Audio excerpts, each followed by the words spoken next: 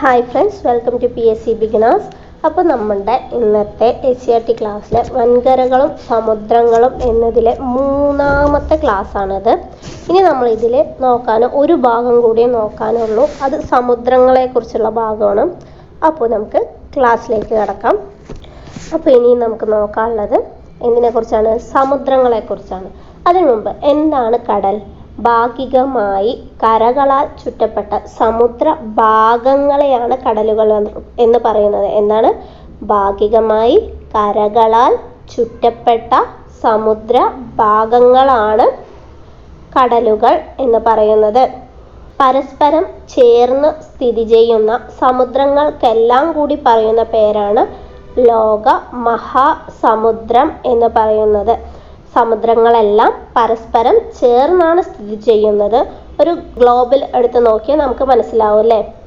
അപ്പോൾ അങ്ങനെ പരസ്പരം ചേർന്നുകൊണ്ടുള്ള സമുദ്രങ്ങളെയെല്ലാം ചേർന്ന് പറയുന്ന പേരാണ് എന്തെന്ന്? ലോക മഹാസമുദ്രം എന്ന് പറയുന്നത്. ഇനി പസഫിക് സമുദ്രം. വലുപ്പത്തിൽ 1-ാം സ്ഥാനമുള്ളത് ഏതിനാണ്? പസഫിക് സമുദ്രത്തിനാണ് ലോകത്തിൽ 1-ാം സ്ഥാനമുള്ളത്. പസഫിക് സമുദ്രത്തിൻ്റെ ചുറ്റോടുമായിട്ട് എന്തെല്ലാം കാണാൻ പറ്റണം നമുക്ക്? ഓസ്ട്രേലിയ, ഏഷ്യ, അതുപോലെ വടക്കേ അമേരിക്ക, തെക്കേ അമേരിക്ക എന്നീ 4 വൻകരകൾ കാണാൻ പറ്റുന്നുണ്ട്. നമ്മൾ വടക്കേ അമേരിക്കയുടെ കാര്യവും തെക്കേ അമേരിക്കയുടെ കാര്യം പറഞ്ഞപ്പോൾ ഈ പസഫിക് സമുദ്രം രണ്ടിലും നമ്മൾ പറഞ്ഞിട്ടുണ്ടായിരുന്നു അല്ലേ?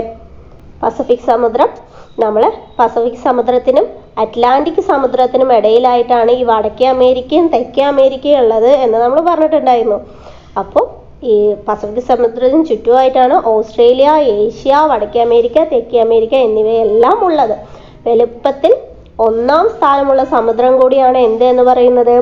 പസഫിക് സമുദ്രം എന്ന് പറയുന്നത്.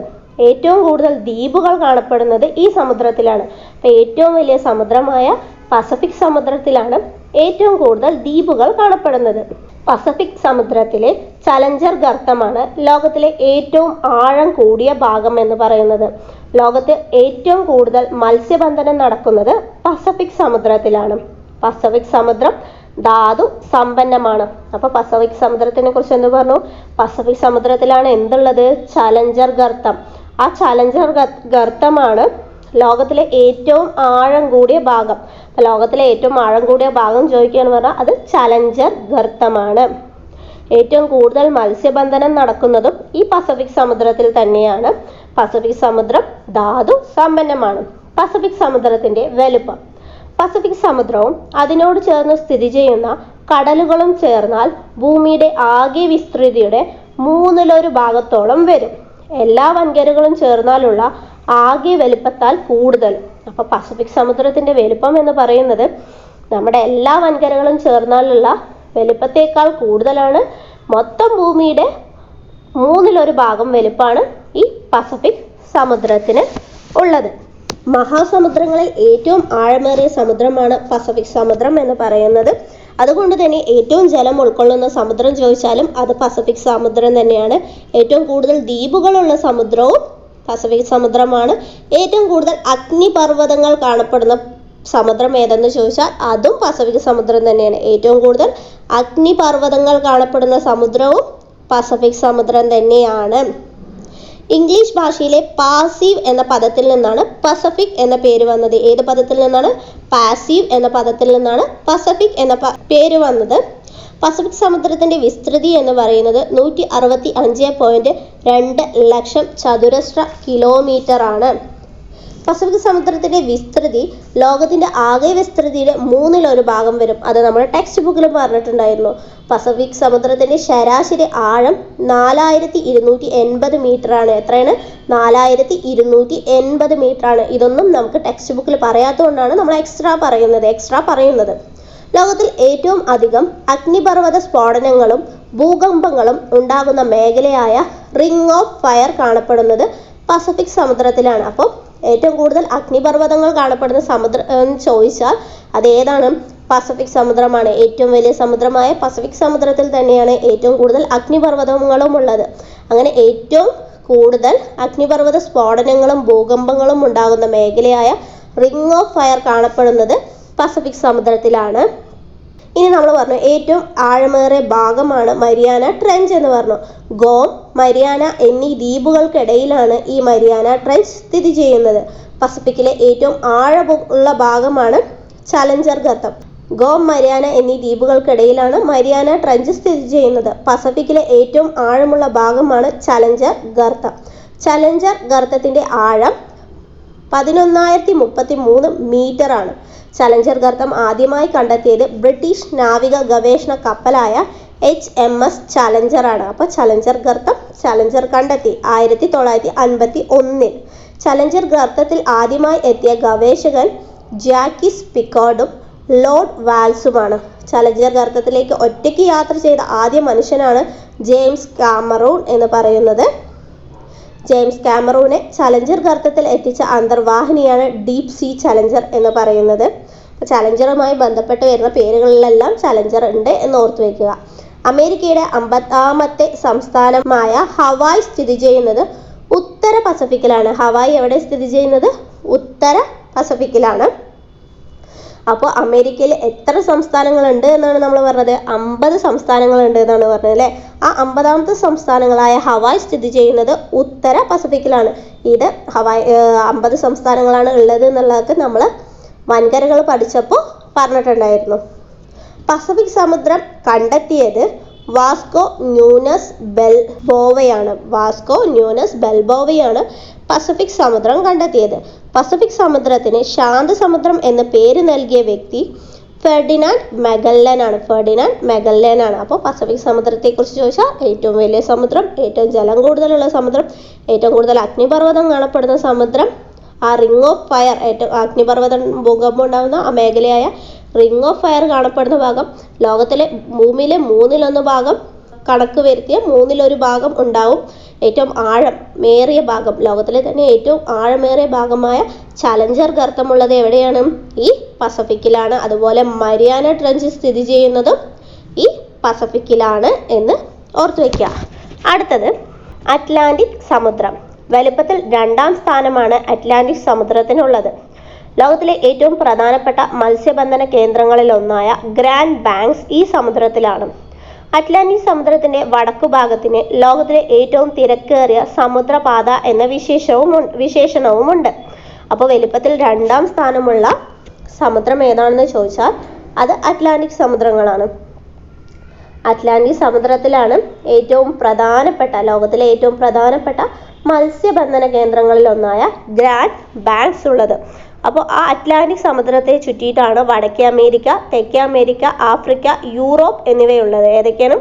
വടക്കേ അമേരിക്ക, തെക്കേ അമേരിക്ക, ആഫ്രിക്ക, യൂറോപ്പ് എന്നീ വൻകരകളുള്ളത്. അത് ആ ചിത്രത്തിൽ വ്യക്തമായി കൊടുത്തിട്ടുണ്ട്. ആഴത്തിൽ 3ാം സ്ഥാനമാണ് അറ്റ്ലാന്റിക് സമുദ്രത്തിനുള്ളത്. എത്രാം സ്ഥാനമാണ്? ആഴത്തിൽ 3ാം സ്ഥാനം. ലോകത്തിലെ ആകെ വിസ്തൃതിയുടെ 1/6 ഭാഗമാണ് അറ്റ്ലാന്റിക് സമുദ്രം വരുന്നത്. എത്രാം ഭാഗമാണ്? 1/6 ഭാഗം. ഏറ്റവും വലിയ 2ാമത്തെ സമുദ്രമാണ്.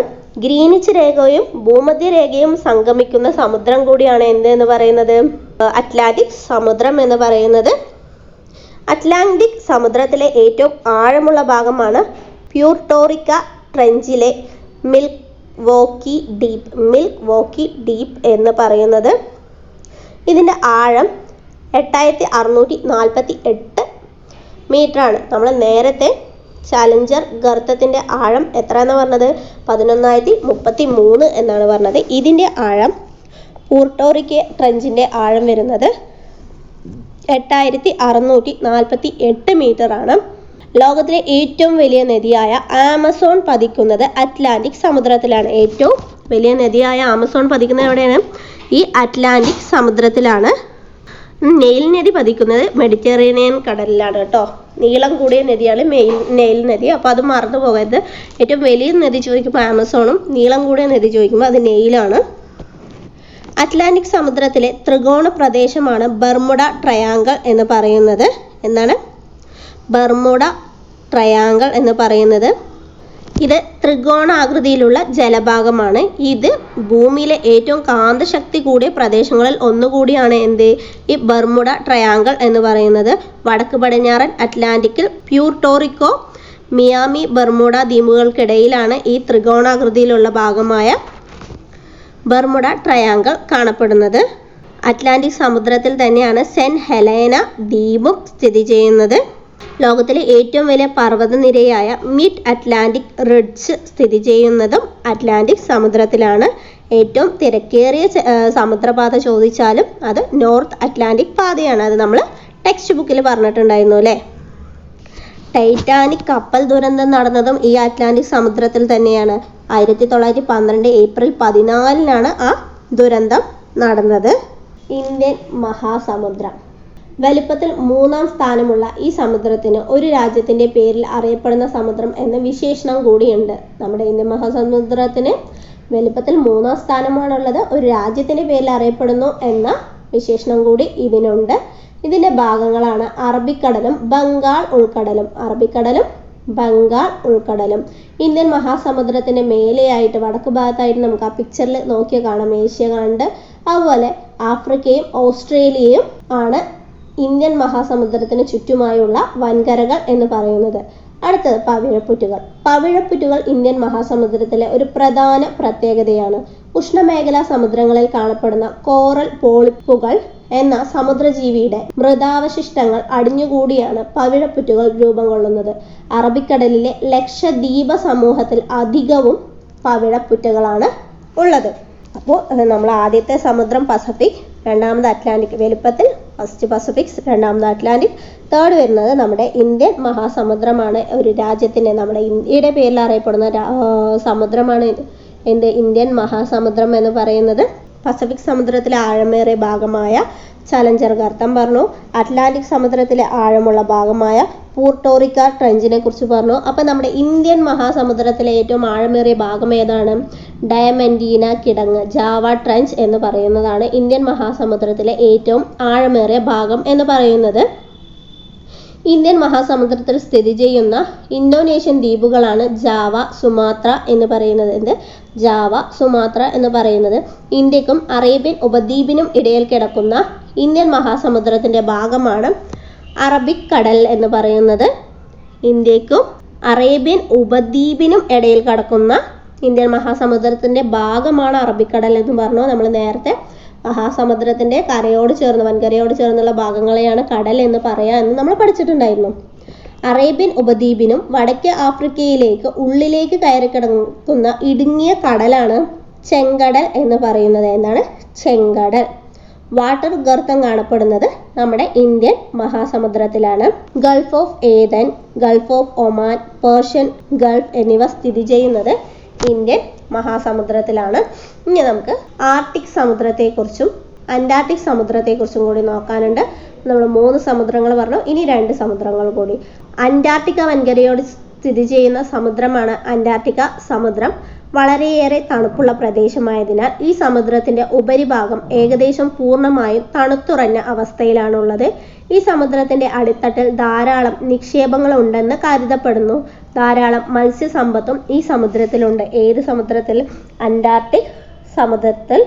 വലുപ്പത്തിൽ എത്രാം സ്ഥാനമാണുള്ളത്? 4-ാം സ്ഥാനമാണുള്ളത്. അന്റാർട്ടിക് ഭൂഖണ്ഡത്തെ ചുറ്റി കാണപ്പെടുന്ന സമുദ്രമാണ് അന്റാർട്ടിക് സമുദ്രം. ഇവിടുത്തെ ഏറ്റവും ആഴം കൂടിയ പ്രദേശമാണ് സൗത്ത് സാൻഡ്വിച്ച് ഗർത്തം എന്ന് പറയുന്നത്. അന്റാർട്ടിക് സമുദ്രത്തെക്കുറിച്ച് നോക്കുമ്പോൾ അന്റാർട്ടിക് ഉടമ്പടി ഒന്നുണ്ട്. 1959 ഡിസംബർ 1 വാഷിംഗ്ടണിൽ വെച്ച് 12 രാജ്യങ്ങൾ ഒപ്പിട്ടതാണ് ഈ അന്റാർട്ടിക് ഉടമ്പടി എന്ന് പറയുന്നത്. 1961 ജൂൺ 23 ഈ അന്റാർട്ടിക് ഉടമ്പടി നിലവിൽ വന്നത്. ഇതിൽ 53 അംഗരാജ്യങ്ങളാണ് ഉള്ളത്. അതിൽ 29 അംഗരാജ്യങ്ങൾക്ക് മാത്രമേ അഭിപ്രായ വോട്ടിനുള്ള അവകാശമുള്ളൂ. ഇതിൻ്റെ ആസ്ഥാനം ബ്യൂണസ് അയേഴ്സ് എന്നതാണ്. അന്റാർട്ടിക് ഉടമ്പടിയുടെ ലക്ഷ്യം അന്റാർട്ടിക്കയെ ശാസ്ത്രീയപരമായ പരീക്ഷണത്തിനല്ലാതെ സൈനിക പ്രവർത്തനങ്ങൾക്കായി ഉപയോഗിക്കരുത് എന്നതാണ് ഇതിൻ്റെ അർത്ഥം. ഇതിൽ ഇന്ത്യ അംഗമായത് 1983 ഓഗസ്റ്റ് 19 അടുത്തത് ആർട്ടിക് സമുദ്രം. ഉത്തര ധ്രുവത്തെ ചുറ്റിക്കിടക്കുന്ന സമുദ്രമാണ് ആർട്ടിക് സമുദ്രം. ഈ സമുദ്രം വർഷത്തിൽ 6 മാസത്തിലേറെ കാലം മഞ്ഞുമൂടി കിടക്കുന്നു. അപ്പോൾ ആർട്ടിക് സമുദ്രത്തെക്കുറിച്ചിട്ട് ചോദിക്കണമെന്ന് ഏറ്റവും ചെറിയ സമുദ്രമാണ്. ഭൂമിയുടെ ഉത്തര ധ്രുവത്തിൽ സ്ഥിതി ചെയ്യുന്നതാണ്. ഇതിലെ ഏറ്റവും ആഴം കൂടിയ ഭാഗം ചോദിക്കുകയാണെന്ന് പറഞ്ഞാൽ ആർട്ടിക് ബേസിലാണ്. ഉസ്ബെക്കിസ്ഥാൻ, കസാക്കിസ്ഥാൻ അതിർത്തിയിലുള്ള കടലാണ് അറാൽ കടൽ എന്ന് പറയുന്നത്. അപ്പോൾ നമ്മൾ ഇന്ന് നോക്കിയത് മഹാസമുദ്രങ്ങളെ കുറിച്ചിട്ടാണ്. അപ്പോൾ ഒന്നുകൂടെ എളുപ്പത്തിൽ പറയാം. പസഫിക് സമുദ്രമാണ് ഏറ്റവും വലിയ സമുദ്രം എന്ന് പറയുന്നത്. ശാന്ത സമുദ്രം എന്നറിയപ്പെടുന്നു. അതിലെ ഏറ്റവും ആഴമേറിയ ഭാഗമാണ് ചലഞ്ചർ ഗർത്തം. അറ്റ്ലാന്റിക് സമുദ്രം രണ്ടാമത് വലിയ ഭാഗമാണ്. ആഴത്തിൽ 3-ാം സ്ഥാനമാണ് എന്തിനുള്ളത്? അറ്റ്ലാന്റിക് സമുദ്രത്തിനുള്ളത്. പസഫിക് സമുദ്രത്തിലാണ് എന്തുള്ളത്? അത് നമ്മൾ പറയാൻ വിട്ടു, ഇമ്പോർട്ടൻ്റ് ആയതുകൊണ്ടാണ്. റിംഗ് ഓഫ് ഫയർ കാണപ്പെടുന്നത്, ഏറ്റവും കൂടുതൽ അഗ്നിപർവ്വതങ്ങൾ കാണപ്പെടുന്നതും പസഫിക്കിലാണ്. അറ്റ്ലാന്റിക്കിലെ ഏറ്റവും ആഴമേറിയ ഭാഗമാണ് പൂർട്ടോറിക്ക ട്രെഞ്ച് എന്ന് പറയുന്നത്. ഇവിടെയാണ് ലോകത്തിലെ ഏറ്റവും വലിയ നദിയായ ആമസോൺ പതിക്കുന്നത്. അറ്റ്ലാന്റിക് സമുദ്രത്തിലെ ത്രികോണ പ്രദേശമാണ് ബർമുഡ ട്രയാങ്കിൾ എന്ന് പറയുന്നത്. ഏറ്റവും കൂടുതൽ തിരക്കേറിയ ജലപാത എന്ന് പറയുന്നത് അന്റാർട്ടിക് സമുദ്രത്തിലേതാണ്.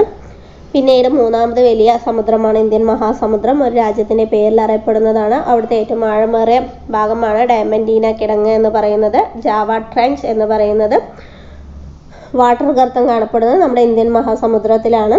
പിന്നീട് അന്റാർട്ടിക് സമുദ്രം വലിപ്പത്തിൽ 4-ാം സ്ഥാനമാണ് അന്റാർട്ടിക് സമുദ്രത്തിനുള്ളത്.